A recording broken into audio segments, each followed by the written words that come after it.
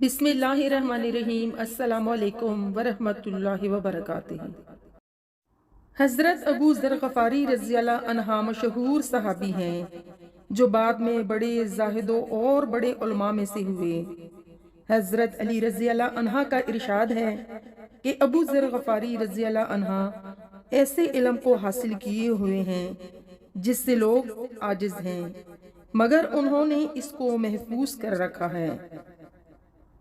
جب ان کو حضور اقدس صلی اللہ علیہ وسلم کی نبوت کی پہلی خبر پہنچی تو انہوں نے اپنے بھائیوں کو حالات کی تحقیق کے لیے بھیجا۔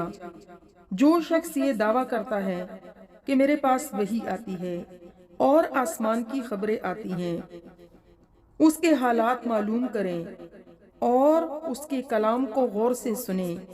وہ مکہ مکرمہ آئے اور حالات معلوم کرنے کے بعد اپنے بھائی سے جا کر کہا کہ میں نے ان کو اچھی عادتوں اور عمدہ اخلاق کا حکم کرتے ہوئے دیکھا ہے، اور میں نے ان سے ایک ایسا کلام سنا جو نہ شعر ہے اور نہ ہی کاہلوں کا کلام ہے۔ حضرت ابو ذر غفاری رضی اللہ عنہ کی اپنے بھائی کی بات کو سن کر تسلی نہ ہوئی تو خود سامان سفر باندھ دیا اور مکہ پہنچے۔ سیدھا مسجد حرام میں گئے۔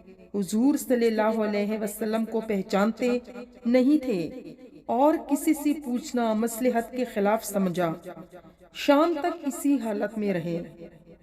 حضرت علی رضی اللہ عنہ نے دیکھا کہ ایک پردیسی مسافر ہے جو مسافروں کی، غریبوں کی، پردیسیوں کی مدد کرتے تھے، اس لیے ان کو اپنے گھر لے آئے، میزبانی فرمائی، لیکن ان سے پوچھنے کی کچھ ضرورت نہ سمجھی کہ کون ہو اور کہاں سے آئے ہو۔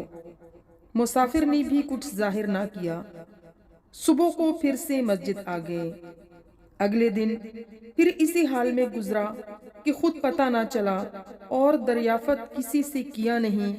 غالباً اسی کی وجہ سے یہ ہوا کہ حضور صلی اللہ علیہ وسلم کے ساتھ دشمنی کی قصے بھی بہت تھے۔ آپ صلی اللہ علیہ وسلم کو اور آپ کے ملنے والوں کو ہر طرح کی تکلیفیں دی جاتی تھی۔ دوسرے دن شام کو بھی حضرت علی رضی اللہ عنہ کو خیال ہوا کہ پردیسی مسافر ہے، بظاہر جس غرض سے آیا ہے وہ شاید پوری نہیں ہوئی، اسی لیے پھر گھر لے گئے اور رات کو کھانا کھلایا اور پھر سلا دیا، مگر پوچھنے کی اس رات کو بھی نوبت نہ آئی۔ تیسری رات کو پھر یہی صورت ہوئی تو حضرت علی رضی اللہ عنہ نے دریافت کیا۔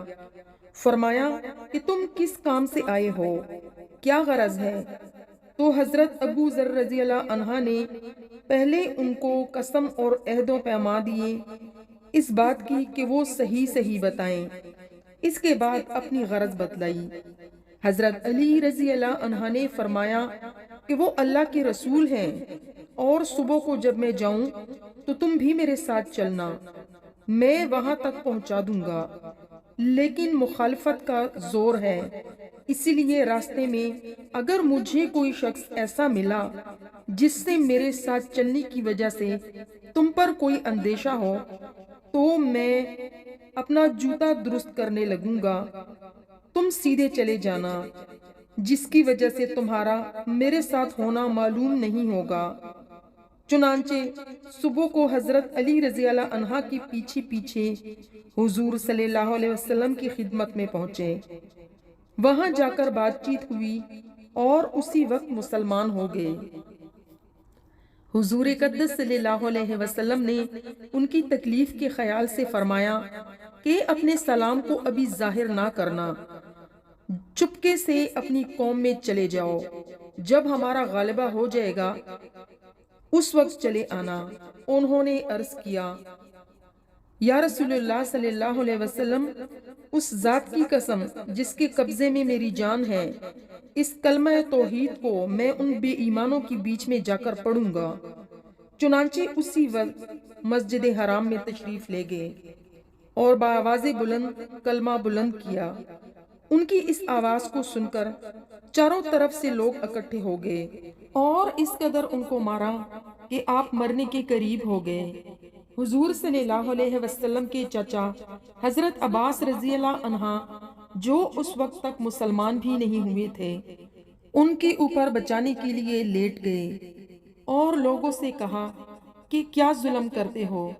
یہ شخص قبیلہ غفار کا ہے اور یہ قبیلہ ملک شام کے راستے میں پڑتا ہے۔ تمہاری تجارت وغیرہ سب ملک شام کے ساتھ ہیں۔ اگر یہ مر گیا تو شام کے لوگوں کا آنا جانا بند ہو جائے گا۔ اس پر ان لوگوں کو بھی خیال ہوا کہ ملک شام سے ساری ضروریات پوری ہوتی ہیں، وہاں کا راستہ بند ہو جانا مصیبت ہے، اسی لیے ان کو چھوڑ دیا۔ دوسرے دن پھر اسی طرح انہوں نے جا کر بآواز بلند کلمہ پڑھا اور لوگ اس کلمے کو سننے کی تاب نہ لا سکے، اس لیے ان پر ٹوٹ پڑے۔ دوسرے دن پھر حضرت عباس رضی اللہ عنہ نے اسی طرح ان کو سمجھا کر بتایا کہ تمہاری تجارت کا راستہ بند ہو جائے گا۔ تو دوستو، یہ تھا حضرت ابو ذر غفاری رضی اللہ عنہ کے اسلام قبول کرنے کا واقعہ۔ حضور صلی اللہ علیہ وسلم کے ارشاد کے باوجود کہ اپنے سلام کو چھپاؤ، ان کے اندر دین اسلام کا یہ جذبہ اور غلبہ تھا کہ جب یہ دین حق ہے تو کسی کے باپ کا کیا جاتا ہے جس سے ڈر کر چھپایا جائے، اور حضور صلی اللہ علیہ وسلم کا منع فرمانا شفقت کی وجہ سے تھا کہ کہیں آپ کو کسی قسم کی کوئی تکلیف کا سامنا نہ کرنا پڑے، ورنہ حضور صلی اللہ علیہ وسلم کے خلاف جانا صحابہ رضی اللہ عنہ کی یہ مجال ہی نہیں تھی،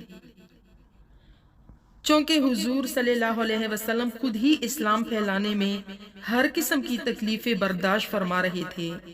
اسی لیے حضرت ابو ذر رضی اللہ عنہ نے یہ سہولت پر عمل کرنے کے بجائے حضور صلی اللہ علیہ وسلم کی اتباع کو ترجیح دی۔